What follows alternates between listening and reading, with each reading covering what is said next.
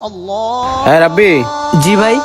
আজান দিছে তো, আমি নামাজটা পড়াই, তুই থাক। হ্যাঁ ভাই এখন নামাজ যায়েন না, একটু পরে ইফতারির টাইম, এখন কাস্টমারের চাপ পড়বো, আমি তো একলা দোকান সামলাইতে পারবো না, নামাজটা একটু পরে পড়েন। রাব্বি, আগে নামাজ পরে কাজ। সারাদিন রোজা রাখছি, নামাজ না পড়লে হবে? এটা ইবাদতের মাস, আল্লাহ তাআলা কপালে যা রাখছে তাই হবে। তুই থাক, আমি আইতেছি। ঠিক আছে বেচা ভাই। কিনা কর।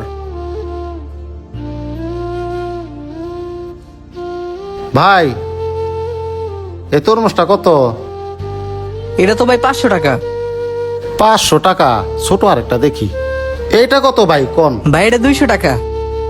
ভাই, আমি রোজা রাখছি, আমার পরিবারও রোজা রাখছে, আমার ছোট বাচ্চারা তরমুজ খাইবার শখ করছে। ভাই, আমি দিন হয় না দিন খাই, আমার কাছে আছে 100 টাকা। এই 100 টাকা কি তরমুজটা দেওয়া যায়? ভাই এটা তো 200 টাকার নিচে দেওয়া যায় না।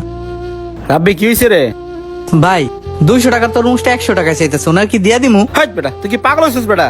আমি কি এখানে খেতের মাল উড়াইছি না ইতিমখানা খুলে বইছি? আরে যদি 100 টাকায় মাল দিস, আমি দোকান চালাবো কেমনে? বেচা কিনা কর।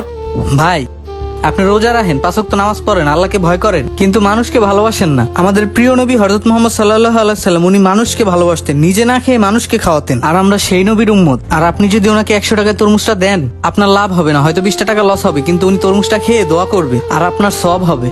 রাব্বি, তুই তো ঠিক হয়েছিস, আমি তেমন করে ভাবি নাই। ভাই, আপনি 100 টাকাই দেন, তরমুজটা নিয়ে যান। এই নেন ভাই। ভাই, আল্লাহ আপনার অনেক ভালো করুক। ঠিক আছে ভাই, দোয়া করেন।